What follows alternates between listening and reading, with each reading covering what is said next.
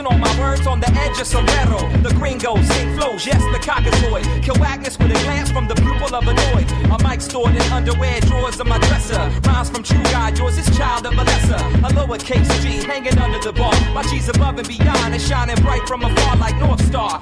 Guided me to Gibson, the manger, Dr. Stranger. Like Blase Blah, bringing danger. Inferno, subharmonico sick. Stand tall, surfing ink from Bic. Push the click, now I'm running. Leading down the L-pen shaft and spin a phonograph. Hello, ladies and gentlemen. My name is Stephen Hughes, along with the other hosts of the show, Robert Dieters and Nick Rice. I'm glad to welcome you to NFL Tonight here on Thanksgiving Eve on November 21st here. It's 8:40 here in the West Coast, 11:40 in the East Coast. We are just getting started for a big show here, and with one day to go until the big Thanksgiving games coming up. We're going to get started with some NFL news. Outside of those games, we're going to start with Plaxico Burress and re-signing with the Steelers after beginning his career in the Steel City. Also, we'll talk about the quarterback situation in San Francisco, and we're going to talk about Ed Reed and the head-to-head hits in the NFL. Also, we'll give you the playoff picture if the season ended today and the predictions of this week's ball games here in Week 12 of the NFL season. And without further ado, let's introduce the other two hosts of the show. I'll start off with Robert Dieters. Robert, just say your hellos. Hey, what's up, guys? It's always fun to be on this show, and I can't wait for some good debates. All right, thank you, Robert. Let's take it over to Nick Rice. Rice, welcome. Thank you guys for joining us on NFL Tonight. I'm ready to get things going and trying to give you guys all you need to know about the NFL. And without further ado, let's get straight to the action. Let's go into Plaxico Burress and the Steelers signing to a one-year deal. This was news yesterday, but still big news. Like I said, Plaxico Burress started his career in Pittsburgh. Let's start with Nick on this. How is this going to affect the Steelers' offensive game, even though the Steelers only have 3 healthy wide receivers before signing the aging Plaxico Burress?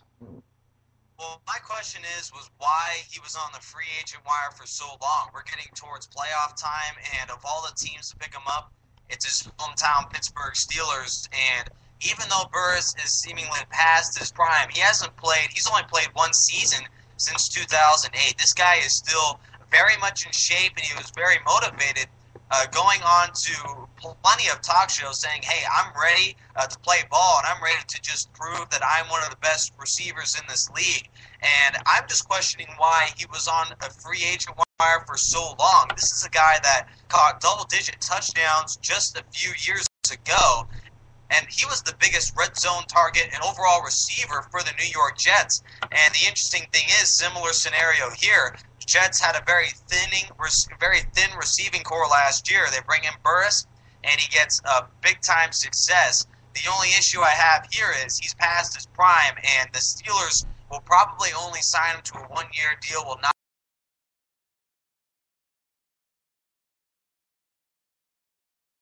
receiver, but he will help the Steelers in the red zone, and perhaps maybe 1 to 2 games could be influenced by this big-time receiver that at 6'5", just throw the jump ball, and he's one of those receivers that could bring it down in the end zone. Robert, how do you think about this?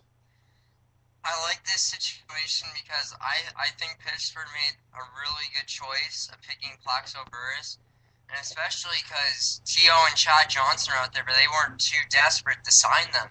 I was happy with that, and especially I know the Steelers said they will continue to start Mike Wallace and Emmanuel Sanders, but with the option for the third spot, you have Plaxico Burress, who is going to make a huge impact for this team. And signing with the Jets, he had 8 touchdowns last season, but he never went over 40 yards for catches. He went 6 catches over 20 yards, but just none over the 40 yards. So when you look at this, Steelers made a great choice of picking the wide receiver, Plaxico Burress.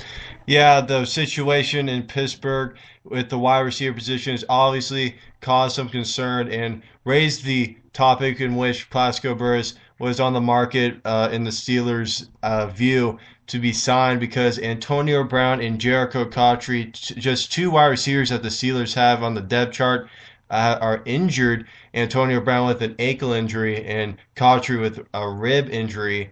But I think this is a good decision by the Pittsburgh Ball Club. I think that bringing in Plaxico Burress, who has some history here in Pittsburgh, is really going to bring a lot of positive things. Just looking at how he's working out, he's still rigorously working out. Uh, I like the point that Nick brought up. He just a few years ago he was a double-digit touchdown receiver, but obviously I think teams are still really concerned about what happened with the gun charge they had in 2011. But I think that in the Steelers' eyes, I think that he's just another wide receiver. And like Nick said, I agree with it. Another statement that Nick said, I think that he should have been signed earlier, probably uh, even before the season even started. So let's just go to the next topic right now. The next topic we'll be talking about is the Ed Reed situation. The appeal is, if he wins his appeal, is only a fine, but some NFL analysts say that's a little bit too much still. Plus, the issue that the NFL has had recently with head-to-head hits. We'll start with this topic with Robert. Robert, how do you think the NFL thought about the appeal situation of Ed Reed, but really they let the appeal go only to from just a one game suspension to a $50,000 suspension. But do you think that's enough, or do you think that's too much? It's too much. It's only a hit. I mean, I saw the hit. It's not as bad. I don't think you should get fined for 50,000 K. And especially, there's another situation with T.J. Ward, and he appeals the 25K fine as well, and he also had the helmet-to-helmet contact. A lot of these players are trying to appeal this, and especially with Ed Reed in his situation, he was pissed. He was happy with the one-game suspension that it was overturned, but he's pissed off about getting fined for 50,000 K. I would be the same way. You don't want to pay 50,000 K just for a hit. That's a good point.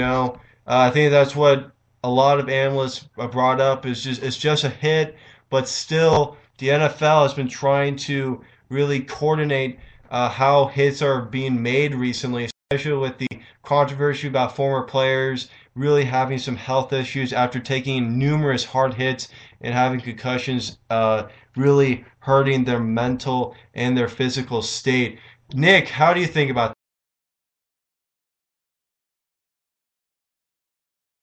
mentioned, Steven, it's not just a career-ending situation that could be in place if these head-to-head hits aren't evaluated. But the other thing is, it's a lifelong risk that these players go through, and there's lawsuits that are potentially in place if the NFL doesn't take these kind of actions. And the thing about the NFL is that it can't be run by these computer nerd geeks that love violence and are used to just bone-crushing hits play after play. Because even with these head-to-head collisions taking place, it's still a very violent game, a very high-speed, fast-paced game that's still... I mean, the NFL isn't trying to eliminate hits. It's trying to eliminate head-to-head hits. There are still... And obviously, these people debate about, hey, why should... it's a split-second decision. Why are the defenders getting the fault here? Well, the issue is they aren't asking for these players to lower down and crush their knees. They're asking for them to hit the sternum or hit the torso. They're not asking for a whole lot. And in a speed, high-flying game, it can be done where they can lower their shoulder just enough to get that hit that can really save a person's life in a sense. Because all these players later on in their years, after they're playing football days, they end up getting paralyzed. We've seen plenty of those instances. As you said, Steven, this game cannot be run by people that love violence. Otherwise, this thing would be completely turned around. The NFL needs to be run by businesses that know what they're doing, by smart people. And Roger Goodell made a very smart idea, very smart action towards the league by suspending Ed Reed, showing that we're not intimidated by great players. If you break what we're doing time and time again, because he's been reported 3 times for head-to-head hits just this year, we will suspend you and we'll give you hard punishment. He pleaded for a lesser fine, but the point is the NFL is not intimidated, and they're trying to have the better of the players, not just for their careers, but for their lifetime. Yeah, I got fully agree with what Nick just said right there. It's a concern to the NFL that they are getting sued. They're being involved in lawsuits against a union of former players that have blamed the NFL for not helping them out more with their health problems, especially in the brain. Obviously, taking all those hits and being really tangled up and really bashed up with all those hits to the head. And I have a curious question to ask both you and Robert, Nick. Let's start with Nick. If you're in the eyes of you're in the same shoes as a referee. You see that hit. What do you do? Do you give him a 15-yard penalty? Do you throw him out of the game because you know as a referee that the NFL has been trying to take care of this problem? Let's start with Nick on this. Well, it's a very touchy issue, and I believe it might depend on the situation. But overall, I feel like any kind of head-to-head hit or any intention of getting a player hurt will certainly cause me to throw the flag a 15-yard penalty.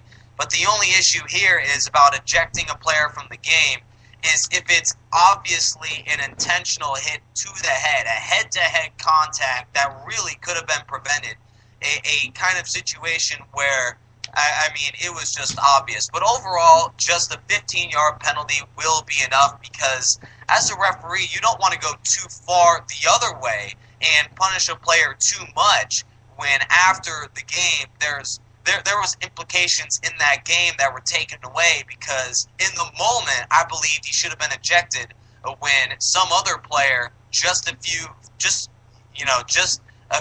games earlier or just earlier in the day had a very similar instance, similar hit to the head, and that one was not ejected. So I think the key is for the referees in that sense. I believe it's more just throwing 15 yards at him and having the league take care of it the ensuing couple of days, and then immediately taking them out of the game. I believe that an ejection is called for players that are after the whistle causing problems than during the whistle. I would say for what you said right there, especially in a game in which Ed Reed, who's a part of the Ravens, are taking on the Steelers, longtime rivals as AFC North Division rivals. Robert, obviously this situation brought up a lot of tension, a lot of controversy. What do you think about it? What do you think would have been done if you're in the shoes of a referee? Suspension, ejection, a penalty, maybe even like a warning, possibly. I think the penalties are good. I agree with Nick Rice with that situation because you don't want to go, as Nick Rice said, overboard.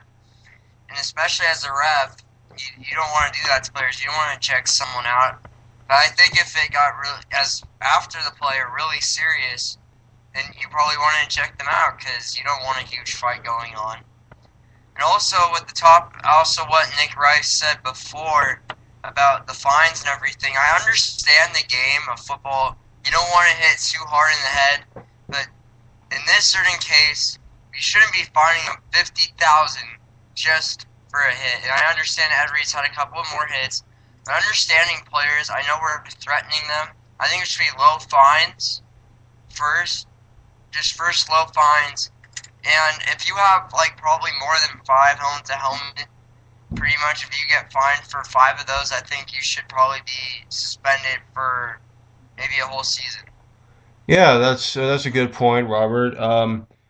I think that the penalty is perfectly fine. I think that with that type of hit in that type of game, which I said